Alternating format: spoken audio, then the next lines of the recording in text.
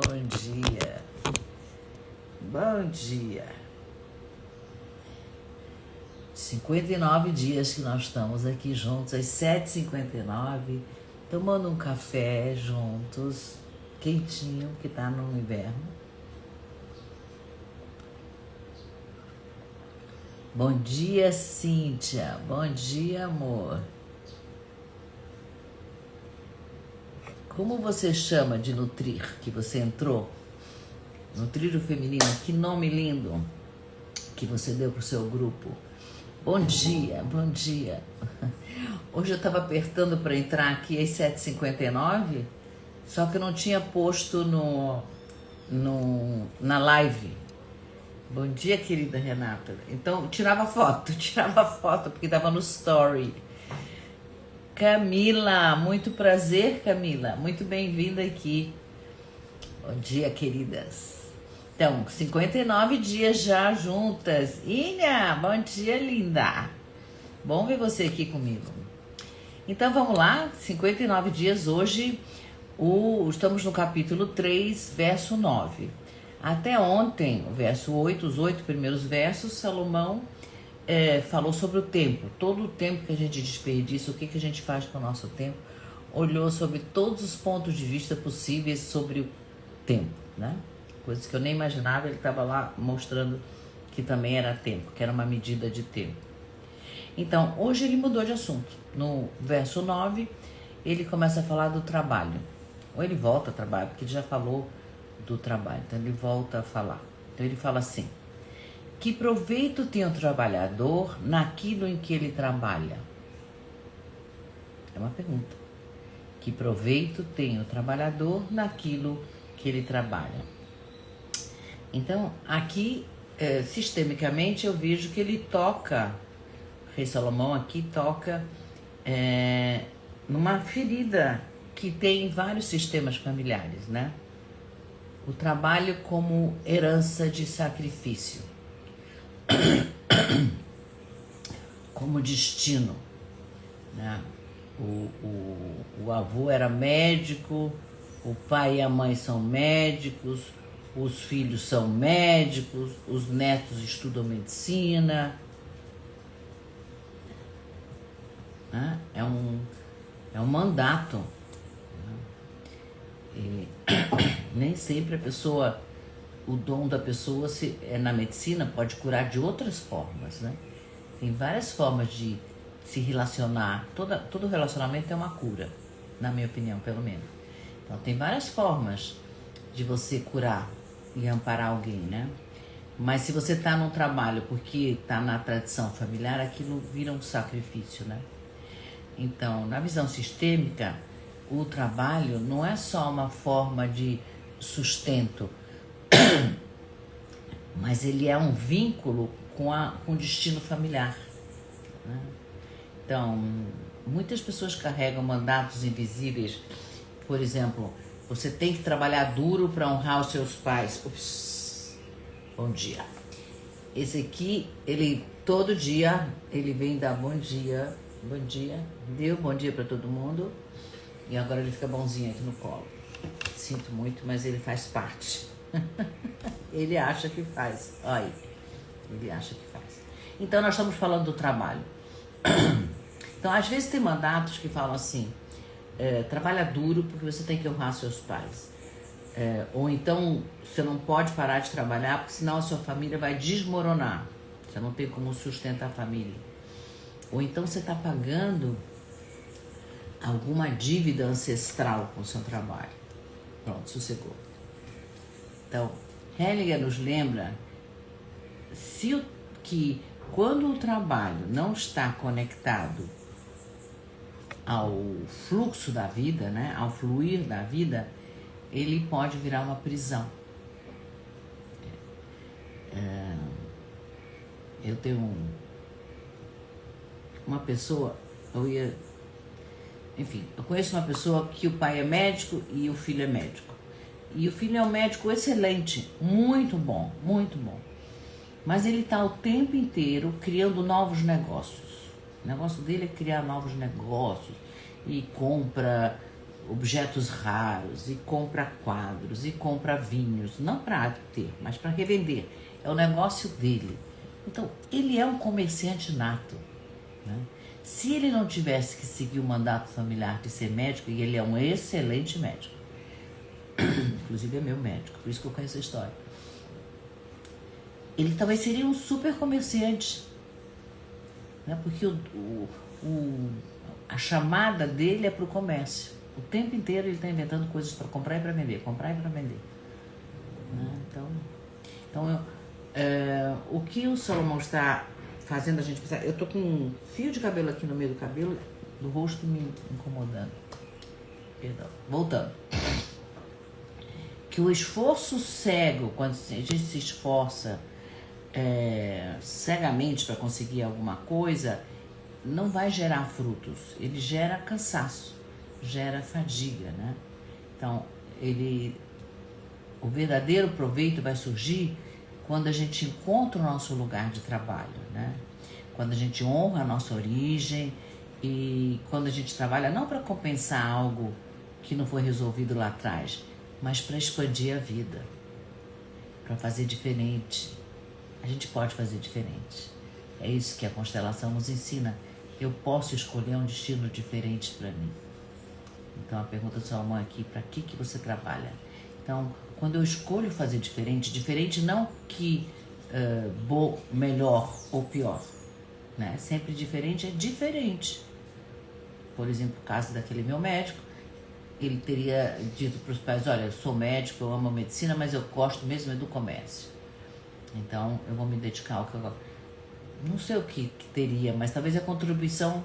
É porque é muito difícil comparar, né? O cara médico contribui muito para a saúde das pessoas, inclusive da minha.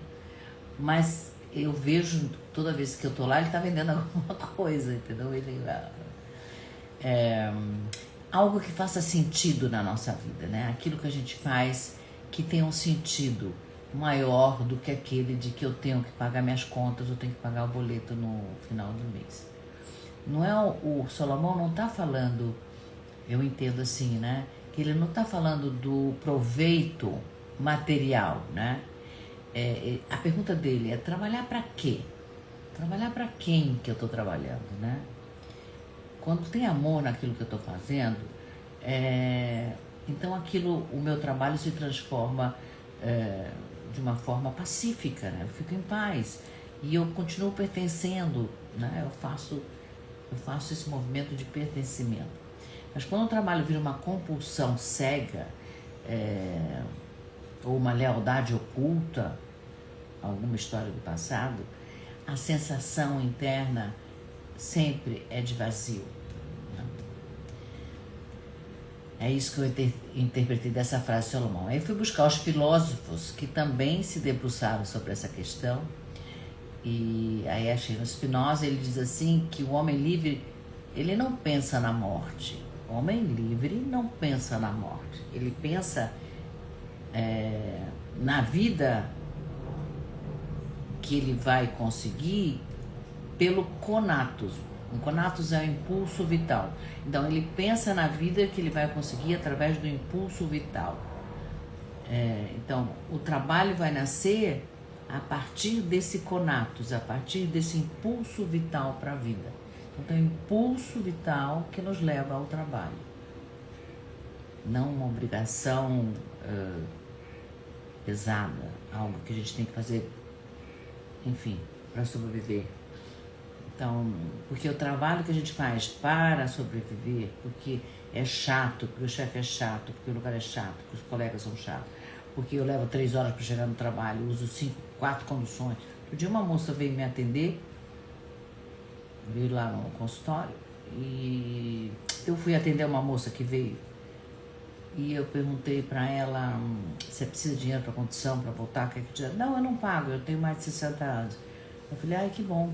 E quantas condições você pegou para chegar aqui? Ela falou, 4. Eu falei, você vai tomar 4 condições para voltar? Mas vale a pena, eu estava atendendo. Enfim. Se o trabalho que a gente faz para pagar boleto, é uma servidão, uma espécie de servidão, né? E eu achei na Simone Weil, ela tem um livro chamado A Condição Operária. Eu fui olhar lá o que tinha, né? E ela traz um paradoxo interessante. Ela diz assim, que o trabalho pode ser humilhante quando ele está desconectado da alma, né? Mas também pode ser um lugar de oração quando é feito em estado de atenção plena, presença. Interessante, né? Talvez seja isso que o Salomão está nos perguntando. Não, a gente não está falando de lucro, de dinheiro, mas no ganho de ter um sentido naquilo que a gente está fazendo, né? Sistemicamente já tive histórias, tem a história de um homem exausto, muito cansado, sempre muito cansado. Quando a gente fez a constelação, surgiu um avô, claro, aquele que perdeu tudo na guerra e veio para o Brasil e reconstruiu do zero, não tinha absolutamente nada. Então, esse avô fez sacrifícios inimagináveis para chegar aonde ele chegou, né? E esse meu cliente e muitos outros que na mesma condição tinha um mandato dentro dele, tinha que trabalhar até exaustão, senão a família não ia sobreviver. Eu muitas vezes trabalho até exaustão. Eu podia ter parado antes, mas eu vou mais um pouquinho, porque eu tenho essa coisa. Talvez, eu estou aqui pensando com vocês, né? Meus pais são sobreviventes da guerra, vieram para cá sem nada. Eu sou filha desses pais, então quem sabe eu também carrego esse mandato, né?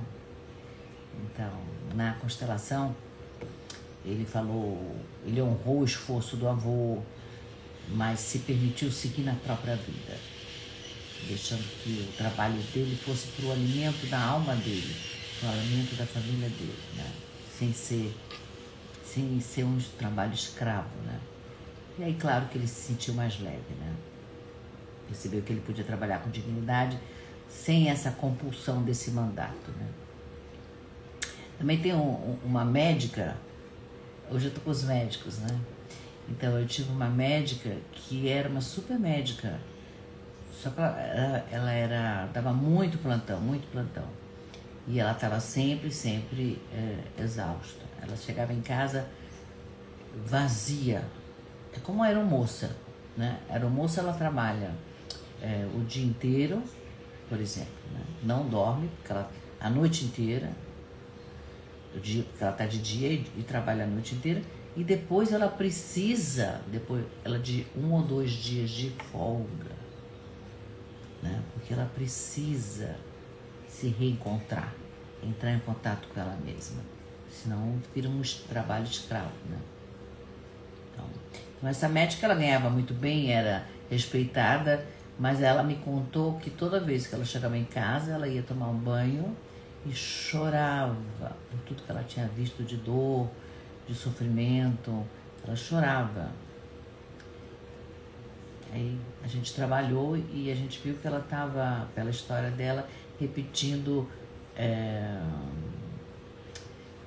interessante, a história da avó dela, a avó queria muito estudar, e ela trabalhava na roça e não podia estudar porque ela tinha que sustentar os irmãos, de alguma forma tinha que ajudar a família na roça, ninguém podia estudar, né? Aí os filhos dessa avó estudaram e ela era a neta, né? Então, inconscientemente, ela estava dizendo para a avó, olha, vovó, eu faço aquilo que você não pôde fazer, né? E aí, quando ela se deu conta, ela pôde devolver para a avó e honrar aquela avó, e ela pôde escolher o próprio caminho, né? No caso dela, ela mudou para uma área de pesquisa da medicina, não tanto plantão, né? Melhorou bem. No filme Os Tempos Modernos, do Charlie Chaplin, não sei se tem aquela cena que ele faz parte daquela engrenagem, ele sai do trabalho fazendo a mesma coisa, né? Ali não tem um proveito existencial, só tem uma repetição mecânica. E aí, claro que o corpo fica exausto, porque a alma está perdida, não está ali conectada com ele, né? E tem um livro, Os Irmãos Karamazov, exatamente o contrário disso, né? Onde o personagem, ele ajuda os meninos pobres ali da aldeia dele com pequenos trabalhos comunitários. Ele aqui precisa, quebrou não sei o que, ele vai lá e conserta. Ali precisa colher, ele vai lá e colhe na plantação. Ali uma porta se destravou, ele vai lá e conserta. Então não tem dinheiro, ninguém está pagando para ele. Mas ele tem um proveito muito grande, porque ele pertence àquelas pessoas. Aquelas pessoas contam com ele compartilha o tempo dele com essas pessoas. Então a vida dele ganha um sentido, ganha uma alegria, ganha um vínculo humano, né? Bom, eu não vou ficar me estendendo de filmes, porque a gente não vai acabar mais, né? Então o trabalho talvez não esteja no resultado final, né? Mas na luta de expressar, da nossa alma se expressar. Talvez a nossa alma se expresse através do trabalho, melhor assim, né? Para deixar algo que vai ficar além da própria vida, né? A vida vai seguir, mas algo vai ficar.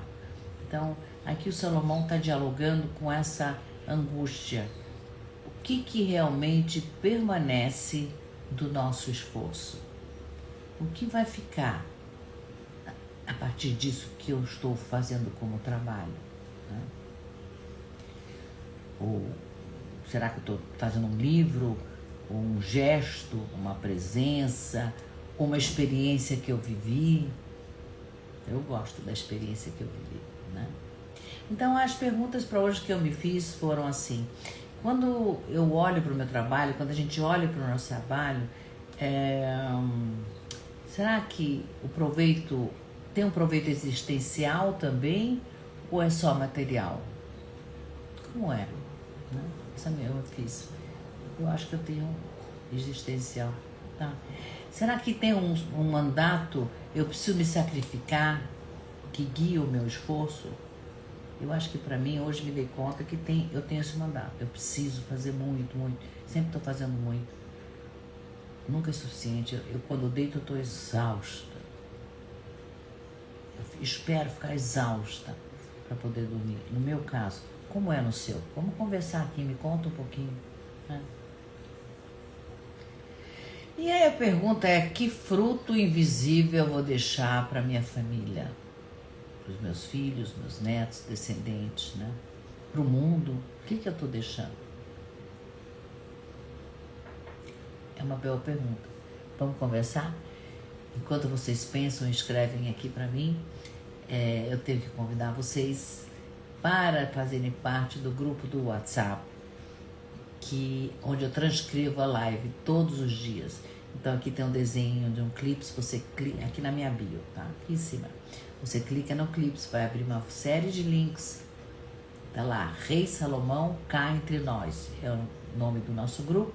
E você entra, que você, ainda hoje, assim que terminar a live, uns 5, 10 minutinhos depois, eu transcrevo, você recebe a transcrição. Então, essa live vai ficar gravada.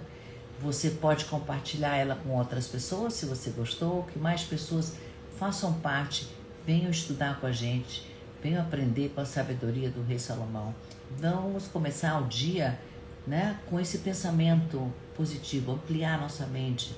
Em vez de olhar no celular, eu ia pegar o celular, mas o celular está aqui na frente. Então, em vez de pegar o celular e olhar as notícias ruins, mataram, morreu, roubaram, enfim, vamos começar com o Rei Salomão, vamos alimentar a nossa alma. Né? Então, compartilhem essa live, ela vai ficar gravada. Tem hoje é o dia 59 da leitura, amanhã é 60, olha que maravilha, 60 dias lendo, yes! Amanhã é dia de comemoração. Então vamos para a nossa meditação final. Como sempre a gente fecha os olhos, deixa eu ver se alguém escreveu alguma coisa. Vocês estão tímidos hoje? Estão tímidas? Alex, bom dia. Bom dia para quem entrou no meio da minha fala. Eu não falei o nome de todos, mas sejam muito bem-vindos. Muito gente, muito legal, muito bem-vindos. Vamos para a meditação então agora, ok? Então, a gente inspira e solta o ar. bem devagarzinho. Imagina que você está sentado numa mesa comprida. Dos dois lados tem gente sentada. E são quem que estão sentados? Então são seus pais, seus avós, seus bisavós, 2 pais, 4 avós, 8 bisavós, 16 pessoas na mesa, mais você 17. Todo mundo está olhando para você e você está olhando para eles e você vê o esforço no rosto de cada um. Alguns tiveram perdas importantes, outros tiveram trabalhos pesados. Foi difícil. Respira. Se você quiser e puder falar em voz alta, não sei onde você está, é muito bom para você ouvir. Senão você fala no seu coração. Respira, olha para todos esses que vieram antes de você e diz assim: eu honro o trabalho de vocês. Eu honro o trabalho de vocês. Sem ele, eu não estaria aqui. Sem ele, eu não estaria aqui. Mas eu não preciso repetir o seu cansaço. Eu não preciso repetir o seu cansaço. O meu trabalho pode ser leve, criativo, fértil. O meu trabalho pode ser leve, criativo e fértil. Porque assim eu sigo adiante com dignidade. Porque assim eu sigo adiante, levo a vida adiante com dignidade. E agora você olha para suas mãos, junta as 2 mãos assim abertas, olha para elas e imagina que você está recebendo uma ferramenta luminosa. Se você usa caneta, você recebeu uma caneta. Se você trabalha no campo, recebeu algum instrumento do campo, uma enxada, alguma coisa, algum instrumento que simbolize o fazer, o seu fazer. Então é uma ferramenta que está na sua mão, que você usa no seu trabalho e ela não é pesada, ela vibra. Olha para essa ferramenta e sente que o seu trabalho, a partir de hoje, não é só esforço, mas ele é uma expressão da sua vida. O trabalho como expressão da sua vida. E aí você sente um profundo alívio que desce sobre o seu coração.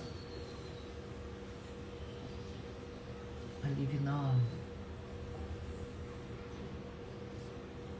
É isso por hoje, gente. Um alívio enorme, né? Trabalho a partir de agora não é mais esforço, é expressão de vida. Vamos com isso hoje? Um beijo carinhoso, espero vocês amanhã, 60 dias juntos. Até amanhã, tenha um dia luminoso.